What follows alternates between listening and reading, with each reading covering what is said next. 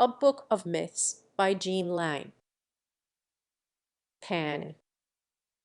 Were we to take the whole of that immense construction of fable that was once the religion of Greece, and treat it as a vast play in which there were many thousands of actors, we should find that one of these actors appeared again and again. In one scene, then in another, in connection with one character, then with another, unexpectedly slipping out from the shadows of the trees from the first act even to the last, we should see Pan, so young and yet so old, so heedlessly gay, yet so infinitely sad. If, rather, we were to regard the mythology of Greece as a colossal and wonderful piece of music, where the thunders of Jupiter and the harsh hoof-beats of the fierce black steeds of Pluto, the king whose coming none can stay, made way for the limpid melodies of Orpheus and the rustling whisper of the footfall of nymphs and fauns on the leads, through it all we should have an ever-recurring motif, the clear, magical fluting of the pipes of Pan. We have the stories of Pan and of Echo, of Pan and of Midas, of Pam and Syrinx, of Pan and Selene, of Pan and Pitys, of Pan and Pomona. Pan it was who taught Apollo how to make music. It was Pan who spoke what he deemed to be comfort to the distraught Psyche, Pan who gave Diana her hounds. The other gods had their own special parts in the great play that at one time would have Olympus for stage, at another the earth. Pan was nature incarnate. He was the earth itself. Many are the stories of his genealogy, but the one that is given in one of the Homeric hymns is that Hermes, the swift-footed young god, wedded Drought, the beautiful daughter of a shepherd in Arcadia, and to them was born, under the greenwood tree, the infant Pan. When Drought first looked on her child, she was smitten with horror, and fled away from him. The deserted baby roared lustily, and when his father, Hermes, examined him, he found a rosy-cheeked thing with prick ears and tiny horns that grew amongst his thick curls, and with the dappled free chest of a fawn, while instead of dimpled baby legs he had the strong, hairy hind legs of a goat. He was a fearless creature, and merry withal, and when Hermes had wrapped him up in a hare-skin, he sped to Olympus and showed his fellow gods the son that had been born to him and the beautiful nymph of the forest. Baby though he was, Pan made the Olympians laugh.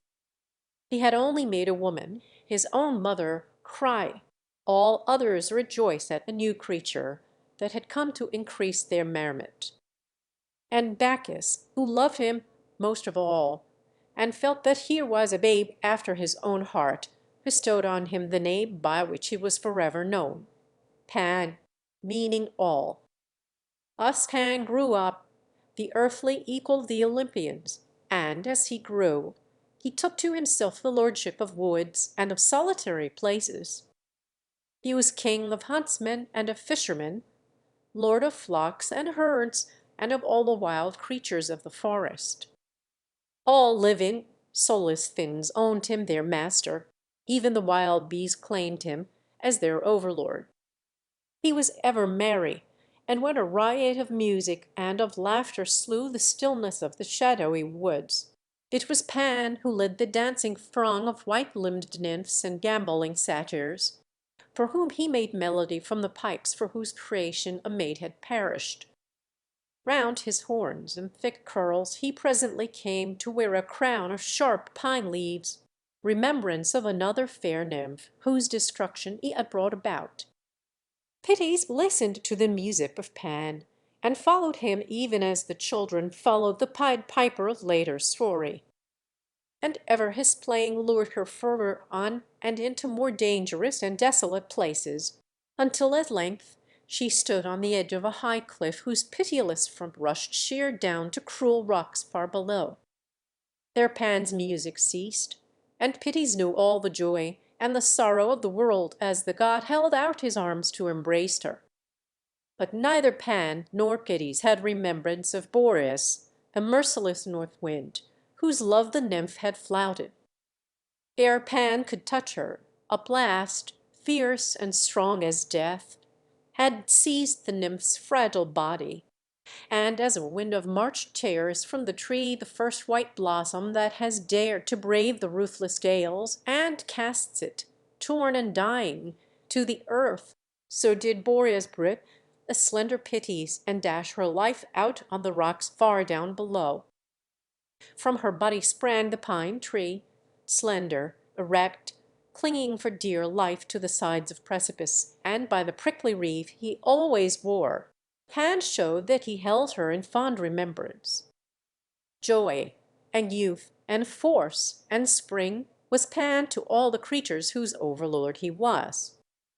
Pan meant the richness of the sap in the trees, a lushness of grass and of the green stems of the blue hyacinths and the golden daffodils, the throbbing of growth in the woodland and in the meadows, the trilling of birds that seek for their mates and find them, the coo of the doves on their nests of young, the arrogant virility of bulls and of stags, whose lowing and belling wake the silence of the hills, the lightness of heart that made the nymphs dance and sing, the fawns leap high and shout aloud for very joy of living. All these things was Pan to those of his own kingdom. Yet to the human men and women who had also listened to his playing, Pan did not mean only joyousness. He was to them a force that many times became a terror because of its sheer irresistibleness. While the sun shone and the herdsmen could see the nodding white cotton grass, the asphodel, and the golden kingcups that hid the black death traps of the pitiless marshes, they had no fear of Pan.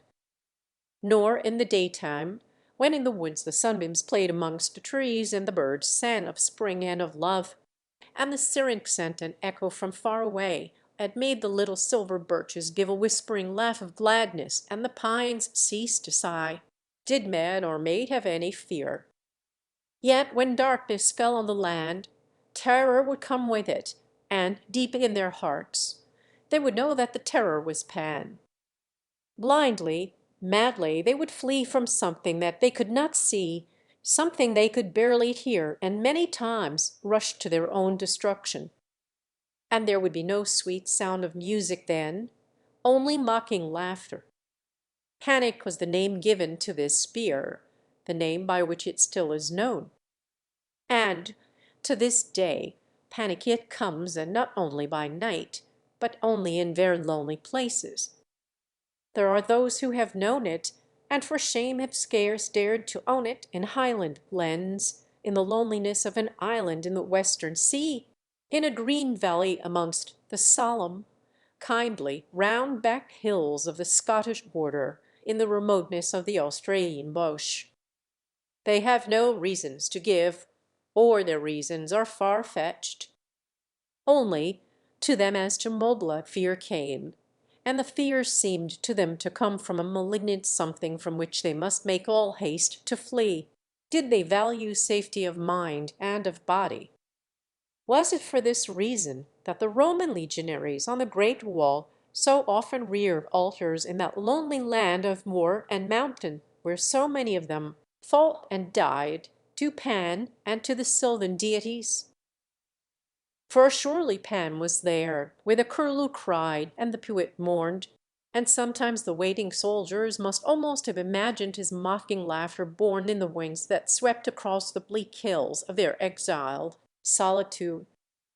He who is surely one of the bravest of mankind, one who always, in his own words, clung to his paddle, writes of such a fear when he escaped death by drowning from the Oise in flood. The devouring element in the universe had leapt out against me, in this green valley quickened by a running stream. The bells were all very pretty in their way, but I had heard some of the hollow notes of Pan's music. Would the wicked river drag me down by the heels, indeed? And look so beautiful all the time. Nature's good humor was only skin deep, after all. And of the reeds he writes, Pan once played upon their forefathers, and so, by the hands of his river, he still plays upon these later generations down all the valley of the Oise. Anne plays the same air, both sweet and shrill, to tell us of the beauty and the terror of the world. The beauty and the terror of the world, was not this what Pan stood for to the Greeks of long ago? The gladness of living, the terror of living, the exquisite joy and the infinite pain, that has been the possession of Pan, for we have not yet found a more fitting title since ever time began. And because Pan is as he is, from him has evolved a higher pantheism. We have done away with his goat's feet and his horns, although these were handed on from him to Satan when Christianity broke down the altars of paganism. Nature, which is the time vesture of God and reveals him to the wise, hides him from the foolish, writes Carlyle. Pan is nature, and nature is not the ugly thing that the Calvinists would once have had us believe it to be. Nature is capable of being made the garment of God. In being's floods and action's storm, I walk and work above, beneath, work and weave in endless motion. Earth and depth, an infinite ocean, a seizing and giving the fire of living. 'Tis thus at the roaring loom of time I ply, and weave for God the garment thou seest him by. So speaks the urgist in Goethe's Faust, and yet another of the greatest of the poets writes: the sun, the moon, the stars, the seas, the hills and the plains. Are not these, O soul, the vision of him who reigns? And the ear of man cannot hear, and the eye of man cannot see. But if we could see and hear this vision, were it not he? Tennyson. Carlyle says that the whole universe is the garment of God, and he who lives very close to nature must, at least once in a lifetime, come, in the solitude of the lonely mountain tops, upon that bush that burns and is not yet consumed, and out of the midst of which speaks the voice of the eternal. The immortal soul, the human body, united, yet ever in conflict, that is Pan. The sighing and longing for things that must endure everlastingly, the righteous enjoyment of the beauty of life, the perfect appreciation of the things that are. Life is so real, so strong, so full of joyousness and of beauty, and on the other side of a dark stream, cold, menacing, cruel, stands death. Yet life and death make up the sum of existence, and until we, who live our paltry little lives here on earth, in the hope of a beyond, can realize what is the true air that is played on those pipes of Pan, there is no hope for us of even a vague comprehension of the illimitable immortality. It is a very old tale that tells us of the passing of Pan. In the reign of Tiberius, on that day when, on the hill of Calvary at Jerusalem in Syria, Jesus Christ died as a malefactor on the cross, and it was about the 6th hour, and there was a darkness all over the earth, Thamus, an Egyptian pilot, was guiding a ship near the islands of Pasque in the Ionian Sea, and to him came a great voice, saying, Go, make everywhere the proclamation, Great Pan is dead. And from the poop of his ship, when in great heaviness of heart, because for him the joy of the world seemed to have passed away, Thamus had reached Palodes, he shouted aloud the words that he had been told. Then from all the earth there arose a sound of great lamentation, and the sea and the trees, the hills, and all the creatures of Pan sighed in sobbing unison an echo of the pilot's words, Pan is dead, Pan is dead. The lonely mountains o'er, and the resounding shore, a voice of weeping heard, and loud lament, from hunted spring and dale edged with poplar pale. A parting genius is with sighing said, with flowered and woven tresses torn, and nymphs in twilight shade of tangled thickets mourn. Milton. Pan was dead, and the gods died with him. Gods of Hellas, can ye listen in your silence? Can your mystic voices tell us where ye hide? In floating islands, with a wine that evermore keeps you out of sight of shore, Pan is dead. Gods. We vainly do adjure you, ye return nor voice nor sign. Not a votary could secure you even a grave for your divine. Not a grave to show thereby here these grey old gods do lie. Pan is dead. E.B. Browning. Pan is dead. In the old Hellenistic sense, Pan is gone forever. Yet, until nature has ceased to be, the thing we call Pan must remain a living entity. Some there be who call his music, when he makes all humanity dance to his piping, joie de vivre, and de Musset speaks of la vindi ille junis, which ferments dans les beans didiu.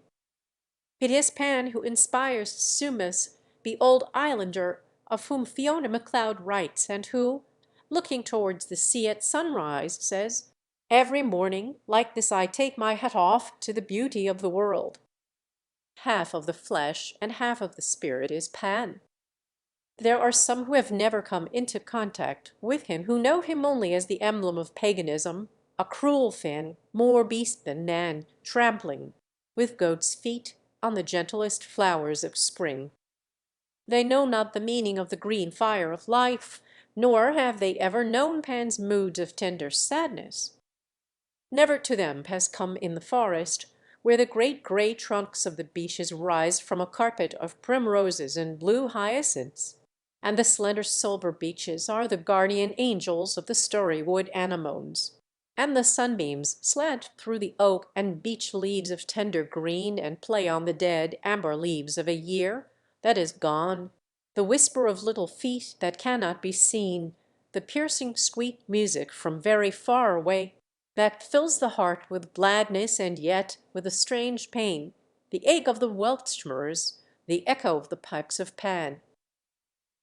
Oftenest in the dark wood I hear him sing dim, half-remembered things, where the old mosses cling to the old trees, and the faint wandering A's bring the phantom echoes of a phantom spring. Fiona Macleod. The End.